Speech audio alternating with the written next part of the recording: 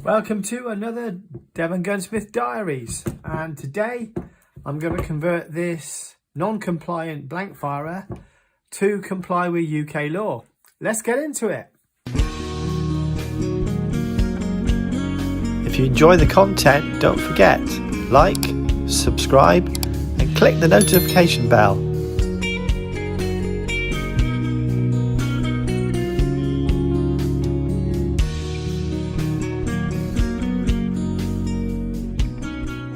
Okay, so I've already taken this apart so it'll be quicker to disassemble, because I wanted to show you quickly what the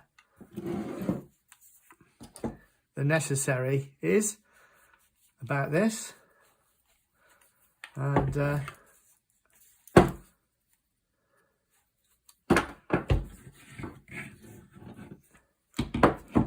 this is a pre-2006 blank firer, and it used to be, it presently is no longer compliant.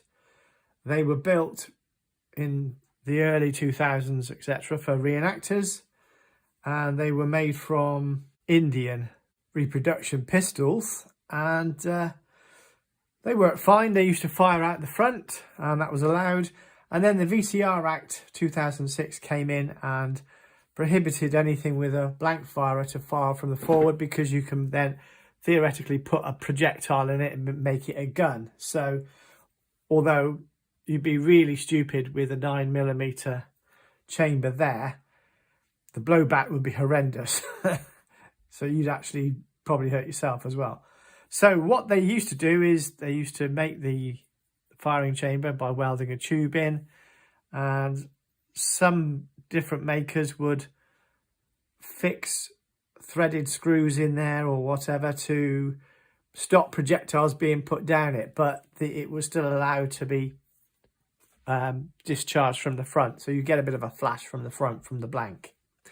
So to comply, we need to put a hardened steel plug in there, like this one. This is high carbon steel, which I can harden. It needs to be placed inside there, and obviously shaped to create a firing chamber, and that will act somewhat a bit like a deactivated weapon.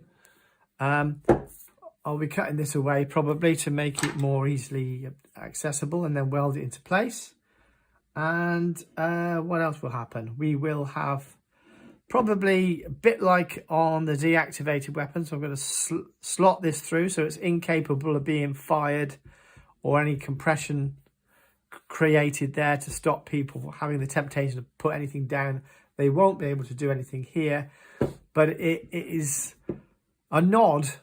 It's not necessary, but it's a nod to deactivation. So anybody looking at this will see it's got slots in it. It's not capable of being converted to a firing weapon. So I need to go up to the workshop and start slotting all this, and I'll be back. Okay, so looks brutal, and it is to a degree. This is the chamber where I will be putting in my hardened steel blockage in, former. It'll be a chamber, if you will, but it will be hardened steel and welded in place, and more than likely this will be left open anyway, because it has effectively destroyed the barrel. You look how thick these barrels are, you realize just how capable of pressure they are. So the hardened steel plug, which serves as the direction chamber that allows the vented black powder blank gases to come out the top and around the frisson point here, which gives it the effect of having flashed off like a flash in the pan. So you do get some of the effects, at least for theatrical effect. Okay, so I'm just going to draw your attention. I didn't make this original one, and this came to me with really quite rough finish. Right, this is just a little bit of time spent blending that using my different wheels that I use. And you can achieve a much better finish on these than certainly that scabby weld there. So anyway, we'll progress with this now. I'm going to have to size this to fit, and then that will get welded in place, plugged there, welded in, and welded here so that it's an immovable object. So there we have it. Just carry on. Okay, so a few changes have been made. It's now venting to the top, the sides around the frizzen and the flash pan, so that when the blank firer is ignited, the flash appears as if it's coming from the frizzen and the flash pan area. A bit more detail now. I think you may recall I said you need a hardened steel, carbon steel hardened. This has been, it's got a blue colour to it from the hardening process. That slides in something like that, and this all gets welded closed. The only way to fit this is to slide it down the barrel.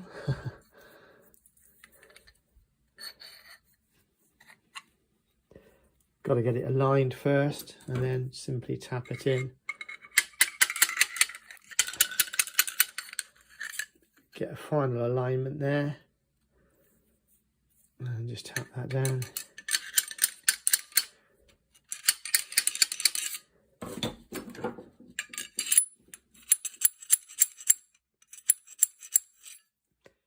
And you can see inside, not quite, we're on the right alignment. Just quickly tap that in, says he. It's always a bit tight, which is what you want prior to welding.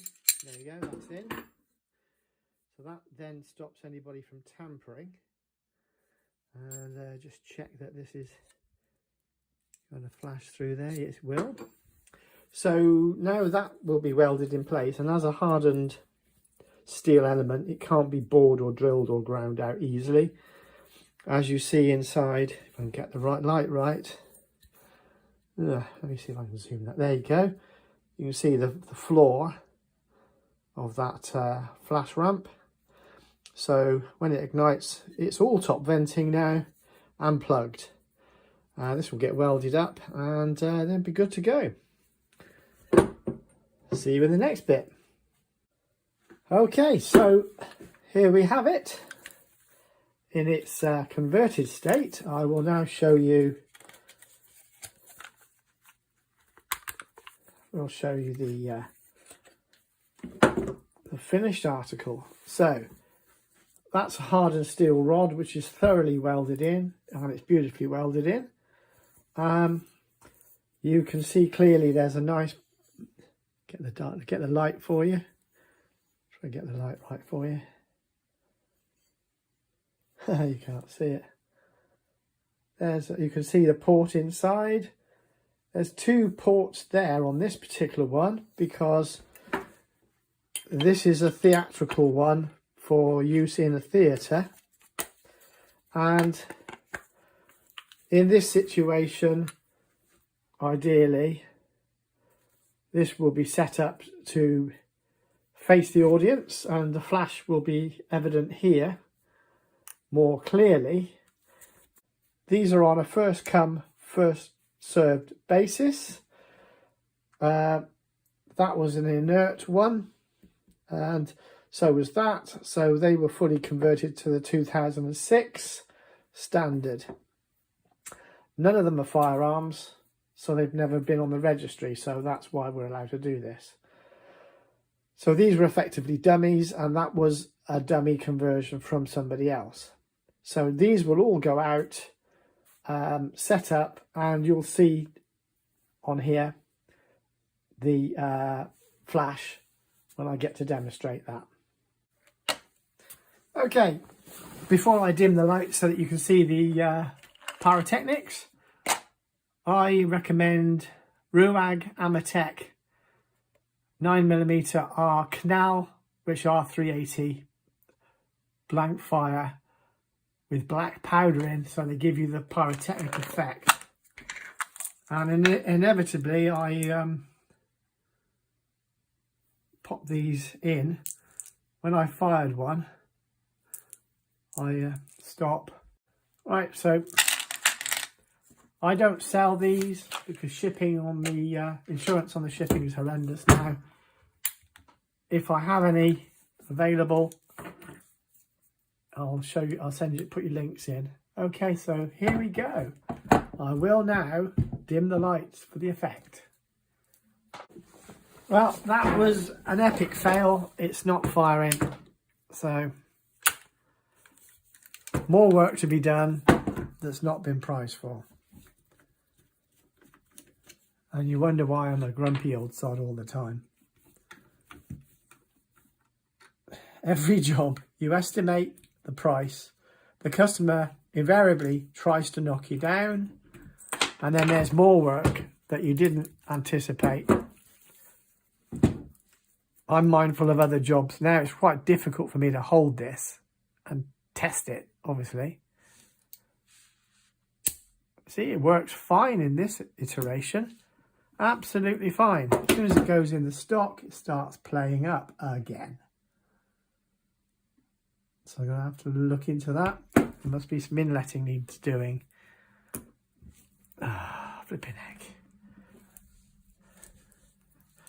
The reason I'm ginger with this, very gingerly cocking it, because I've had them go off in my hands and snap my flipping finger, and it hurts. Believe me, it hurts. Right, so release the sear again. It's absolutely positive in this scenario. One of the most common things is I have to grind here because there's not enough travel to strike a clean strike. And I always put a dummy one in to you know, a expelled one to check clearances. Excuse me. But we've got some fouling somewhere, so I'm going to need to go into this now. I'm not going to do this on film. It's just an extra level of stress. See you in a minute. Right, so a little bit further into the job, the inevitable happens. I'll get it put together again. You discover the lock's not working properly. It's only cocking on half cock. And inevitably, it's more work to sort it out. The tumbler has been polished and I'm about to set the sears now. So there's friction points everywhere, and if they're not polished properly and then lubricated when they go back in the lock, they'll fail. So somebody did recently ask me, do you fix locks, Paul? Obviously. Clearly I do. Look at all these scoring marks. All this causes friction and means that it's not going to fire properly. So having done this, in spite of the fact that the lock's nothing to do with me really, I am behooved to make it good. Because they will say, oh, it didn't work, Paul. It's like, well, the lock was rubbish. It's not my fault. It's a used gun. You know, you've been snapping the lock as you do, as people will do. And obviously with no lubrication at all. So that needs polishing out. Check these. There's a bit of a granch there. So check that there's a clearance on there. There's a load of things to do that was not priced for. Right, so I've ascertained that stock there, because that's squeezing, that needs relieving. So that's the next job to do, not quoted for. Some inletting later. Right, so it's not settling right on the primer, for starters, and this is cocking nicely now. So it does go, but it's not striking hard enough. And it's because, yeah, I don't know if I can show you this easily. I've marked it here. This is stopping it from travelling the full distance. So that's another annoyance. So that's got to be carved out as well. And a little bit of that eased on the back. Okay, so muted light.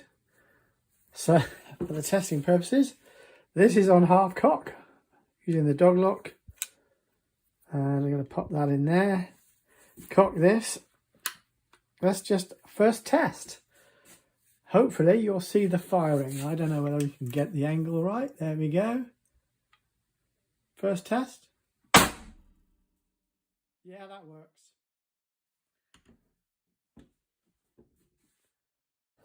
Back to the light. So that's the Ruag Amatec black firers. This is just got a bit of... Oh, I love the smell of black powder in the morning. Right.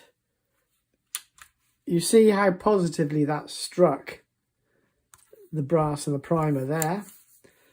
That's my system. That's where I use that method.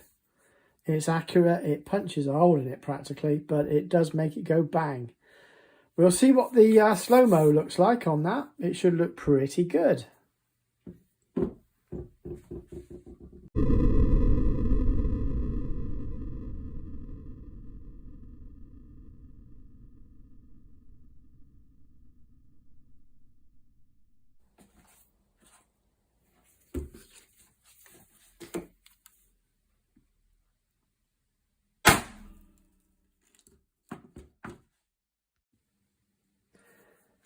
Okay, so you may recall I make my own custom style flints which are designed to look somewhat like flints with a striker tip.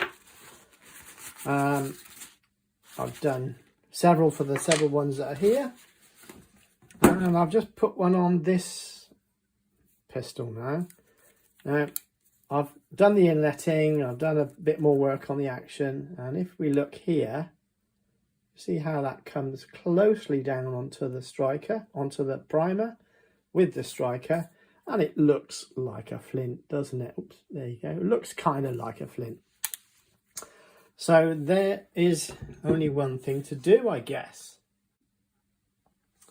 Okay, so I generally recommend not to leave them with the prisms down because they sap the energy. So I would say, when you're ready, prepare to fire, you do that.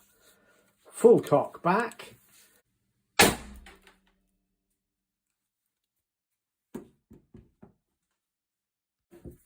One I prepared for a customer. Works straight out of the bag. This will be welded in place so it won't move now because that is actually functioning fine. This one is a customer supplied basic gun, the donor. So this one needs more work on the lock. This one hopefully will be shipped out soon. Everybody's very excited to be getting their guns. That's the thing. It's Cheriton probably next weekend, I think. So everybody, not this weekend right now, but the next one. So that gives you a timeline. This one's been more or less prepared. I'm ready to ship this one. And that's going to go with actually, would you believe, a powder flask, which will just complete the ensemble. These will be finished next week. So that's all, guys. Hope you enjoyed that. That's a full roundup of how to bring them up to compliance.